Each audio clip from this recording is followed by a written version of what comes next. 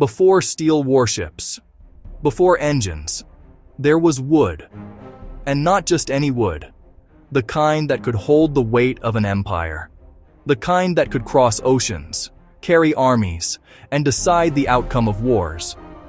Long before Canada was a nation, its forests were already shaping history. Deep in the vast wilderness, towering pines grew taller and stronger than almost anywhere else on Earth. These trees were not just part of the landscape. They were resources, strategic ones.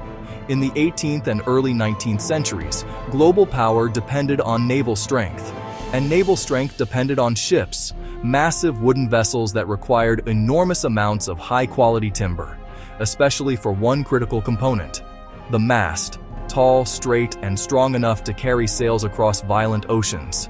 For a time, Britain relied on timber from the Baltic region. But when war disrupted those supply lines, everything changed. Suddenly, Britain needed a new source, and they turned to North America, to Canada. Canadian forests became a lifeline. Logs were cut, stripped, and sent down rivers in massive rafts, traveling hundreds of miles toward shipyards and ports. What began as trees in a quiet forest became the backbone of a global navy. Ships built from this timber would go on to patrol oceans, enforce trade routes, and fight in some of the most important conflicts in history. The connection was simple: no wood, no ships. No ships, no empire. This was not just an industry. It was a system. One that linked remote forests to global power.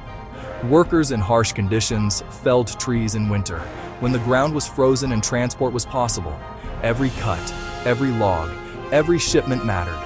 Because far from these forests, those materials would become something much larger. Warships, supply vessels, the infrastructure of dominance.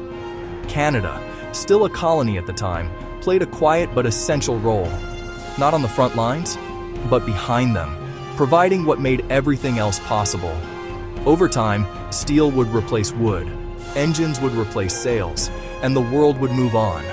But for a critical period in history, victory depended on something far more basic: a tree, straight, tall, and strong, cut from the forests of Canada.